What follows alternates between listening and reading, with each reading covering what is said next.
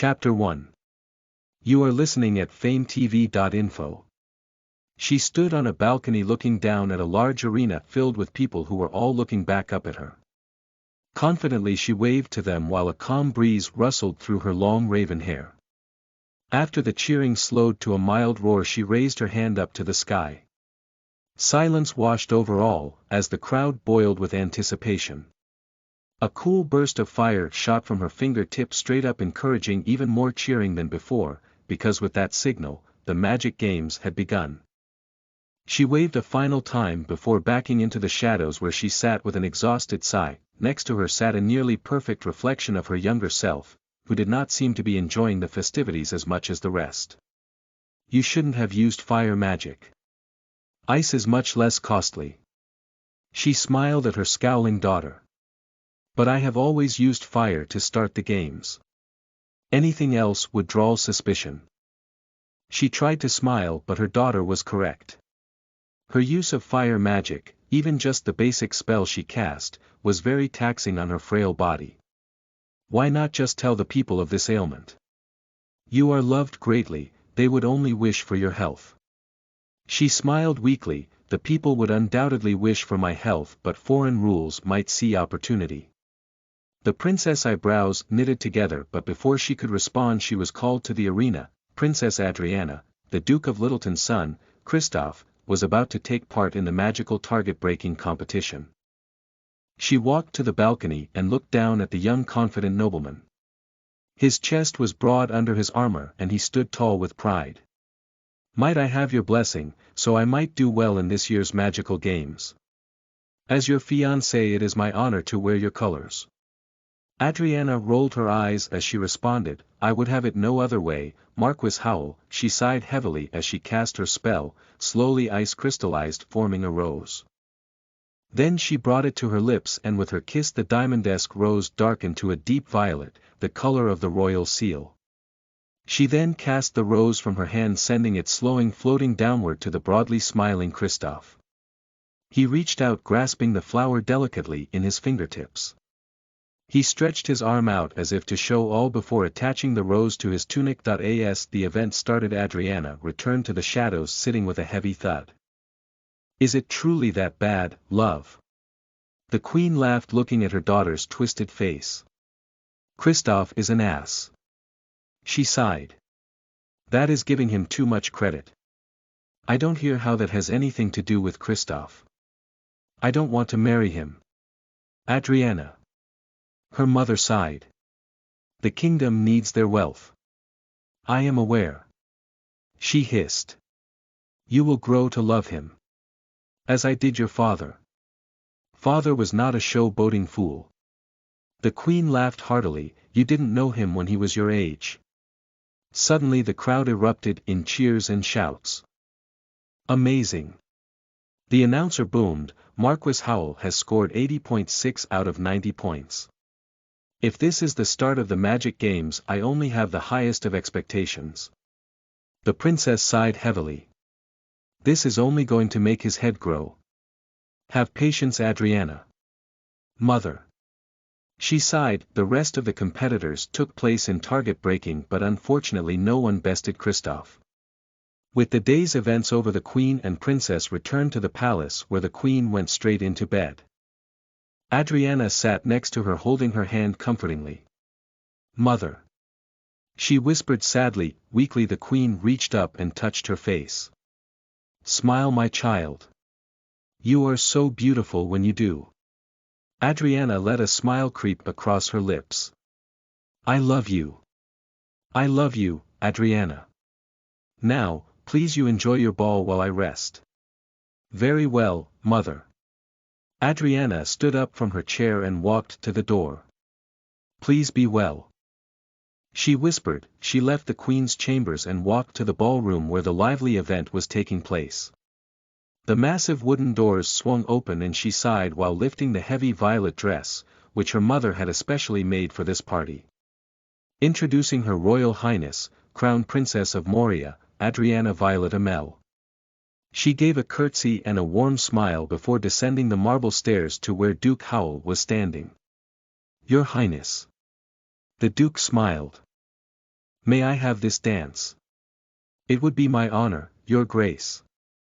She placed her soft hand in his leathery one and he walked her out on the floor. As the music began to play he easily led her through the steps with all eyes trained on them. Christophe did well today. The Duke smiled. He certainly did. You must be proud. Duke Howell smiled fondly and Adryanna thought to herself that she'd found the only person in the country who didn't find Christophe to be a prideful ass. I am proud. As you must be, seeing he is your betrothed. She faked her warmest smile. I was on the edge of my seat. He is quite the showman. Indeed. Takes after his father, that boy. I only wish I could have witnessed your days in the magic games, your grace. She said, knowing that it would take the conversation from Christophe. Those were the days.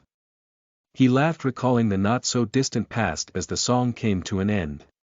He then bowed to her before dismissing himself. Next it was Christophe who approached her for a dance. He was dressed finely and his blonde hair glowed under the lights. Adryanna. He nodded. Christophe. She smiled wryly. He then forcefully took her hand in his.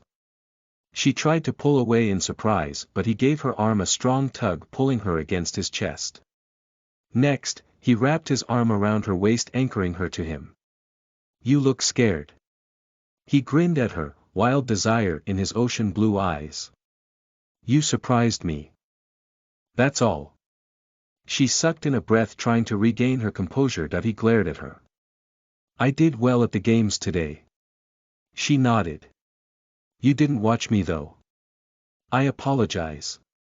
My mother and I were discussing something important. You should really pay more attention to your future king. She tried to pull away, but he tightened his grip on her. Christophe, you're hurting me. Her voice got slightly loud in the lively ballroom. He got an angry look on his face before he dragged her from the floor out to the gardens. Trying not to cause more of a scene, she went along with him almost willingly. Once they were far from the crowd, he looked at her with hateful eyes. You will learn to respect me. I am to be your husband. You will not embarrass me again. He then struck her face, causing her to fall to the ground. Blood dripped from her lips, but she wouldn't give him the satisfaction of her crying out. He leaned down to where she was and brought his face dangerously close to hers. Apologize to me. He demanded. Scared, she spoke. I'm sorry, Christophe. He smiled as he pulled her to her feet. I forgive you. He smiled violently. Now give me a kiss. I will not. She spoke sharply. I said give me a kiss. His rough fingers wrapped tightly around her jaw as he leaned in. I believe the lady denied your request. A deep voice called from behind Christophe. Christophe quickly let go of Adryanna and spun around to find a tall man with shaggy brown hair and fine clothing glaring at him.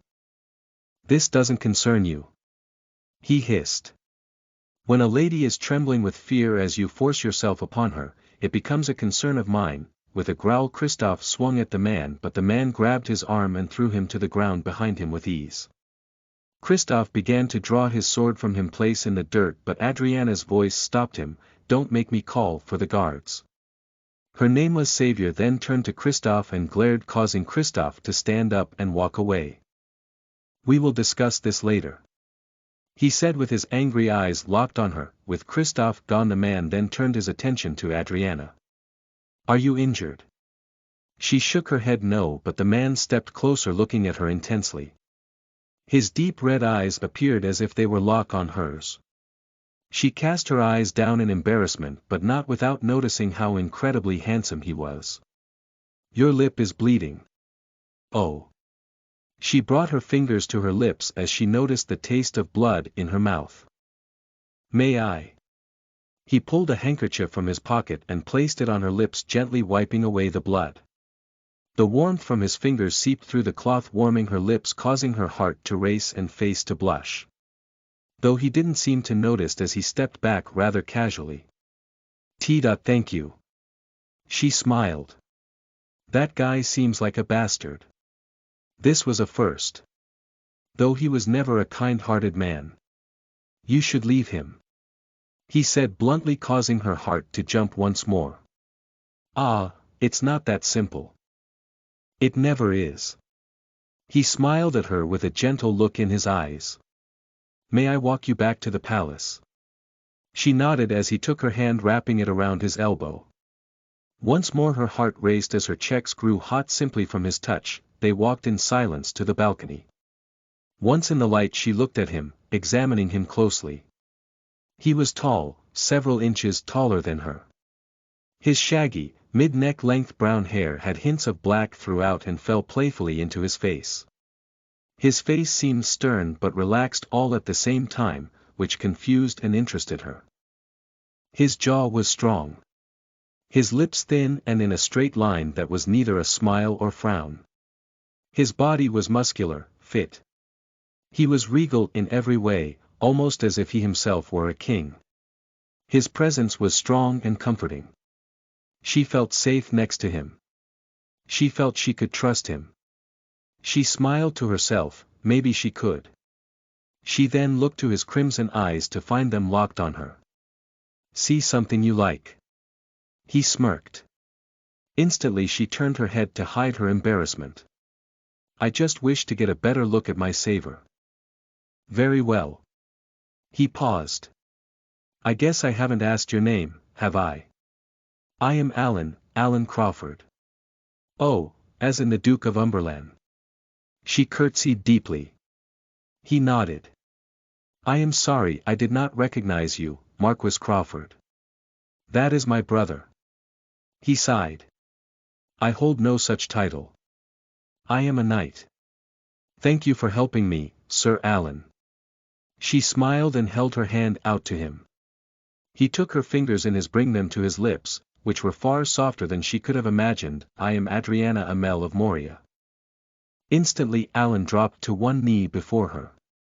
Your Highness, forgive my rudeness. She couldn't help but giggle. Please stand, Sir Alan. You've no need to apologize. He rose to his feet, who had the gall to lay hands on the princess. He said, his eyes burning with passion and rage. That would be Marquis Howell, son of Duke Howell of Littleton. Alan shook his head. Is Duke Littleton aware of his son's behavior? Adryanna shook her head. Please, you must keep what you have witnessed to yourself. Alan's eyes widened with surprise.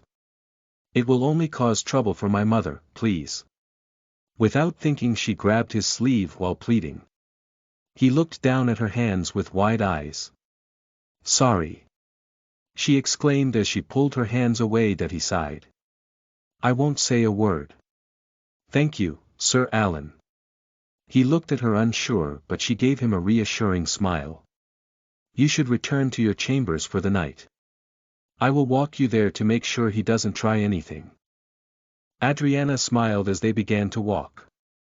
They reached her door and she stopped to face him before entering. Thank you for everything, Sir Alan. He then stretched his long slender finger out and poked her in the center of her forehead like one would a child. You may call me Alan.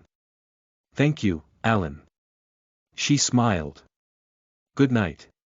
Good night, Princess. He turned sharply and walked down the hallway. Once he was out of sight, Adryanna entered her room and walked over, dropping onto the bed.